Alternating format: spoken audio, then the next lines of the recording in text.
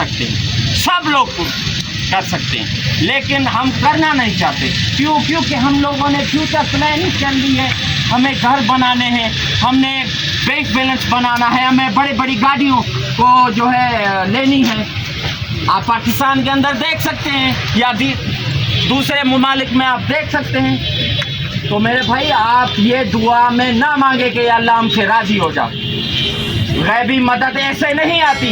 अगर गैबी मदद आपको देखनी है तो अफगानिस्तान आपके नज़रों के सामने है, वहाँ पे गैबी ताकत आई है। क्यों? क्योंकि उन लोगों ने जुल्म के खिलाफ आवाज़ उठाया। क्या हुआ? एक मशीन गन के साथ, ना उनके पास टैंकें थी, ना उनके पास जहाज थे, ना उनके पास फाइटर प्लेन थे, कुछ भी नहीं थे, लेकिन उन लोगों ने दुनिया की सुपर ताकत जो अमेरिका है उसको शिकस्त दी। ये है गैबी ताकत, इसको कहते हैं गैबी ताकत। क्यों? क्योंकि उन लोगों ने जुल्म के खिलाफ आवाज़ उठाया। अगर हम लोग जुल्म के खिलाफ आवाज़ नहीं उठाएंगे तो भाई दुआ में ये ना मांगे कि अल्लाह हमसे राज़ी हो जा। अल्लाह ऐसे राज़ी नहीं होगा, अल्लाह ऐसे राज़ी नहीं होगा। आप जुल्म के खिलाफ, एक छोटा सा वाक़या सुनाता हूँ मैं आपको, एक छोटा सा वाक़या। एक दौर में एक बादशाह था, जब वो अपना महल बना रहा था तो उस महल के नक्शे में एक बुढ़िया की घर आ रहा था, छोटा सा घर आ रहा था। उस बादशाह ने उसको कहा कि कुछ पैसे ले लो और ये जगह खाली कर दो। क्यों? क्योंकि मैं महल बना रहा हूँ और उस महल के डिज़ाइनिंग में ये तुम्हारा घर आ रहा है। तो उसने बोला, नहीं, मेरा आगे पीछे कोई नहीं है, आज मैं बूढ़ी हो गई हूँ, आज नहीं तो कल मैं मर जाऊँगी, जब मैं मर जाऊँगी तो ये आप खुद रख लेना। क्यों? क्योंकि मेरा आगे पीछे कोई भी नहीं है।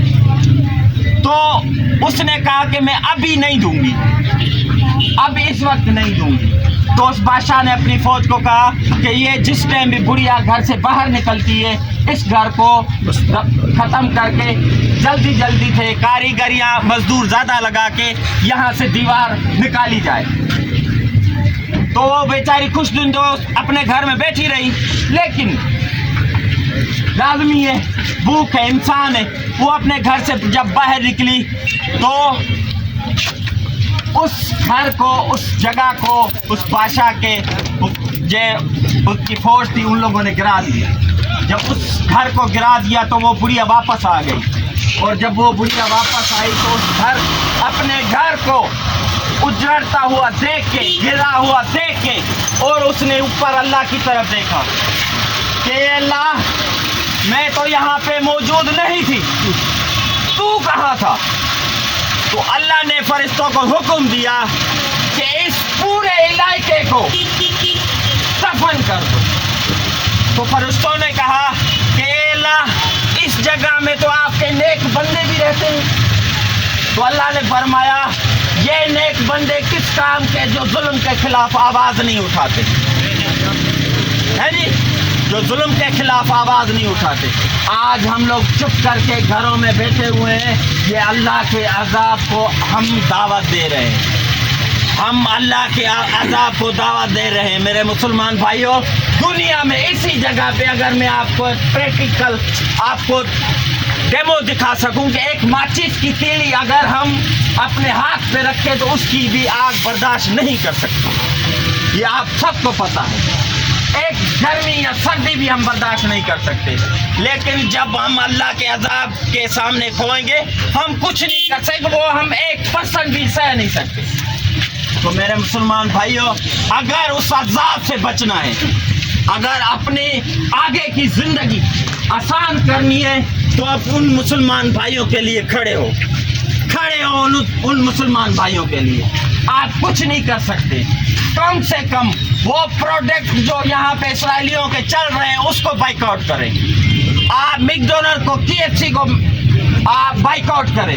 क्यों? क्योंकि वो जब कमा रहे हैं पैसे तो उन फौजियों को उनको जो है असला भी खरीद ले, हर चीज़ भी खरीद ले। हमारे ही पैसों से हमारे मुसलमान भाइयों बहनों के ऊपर जो जुल्म हो रहा है, असला यूज़ हो रहा है, वो हमारे पैसों से हो रहा है। तो आप ऐसे इतना तो कर सकते हैं ना, इतना कर सकते हैं ना। अगर मैं میں یہاں پہ نیا ہوں, میں یہاں کا رہنے والا نہیں ہوں, لیکن میں پڑھا لکھا بھی نہیں ہوں. میں سوشل میڈیا یوزر ہوں, جو یوز کرتا ہوں ٹک ٹاک یا دیگر جو ایپ وغیرہ میں یوز کرتا ہوں. جب میں دیکھتا ہوں نا میرا دل جلتا ہے. اور پچھلے 28 دنوں سے, آپ مانے یا نہ مانے, اللہ دیکھ رہا ہے, کیونکہ مجھے اللہ کے سامنے کھڑا ہونا ہے, پیش ہونا ہے.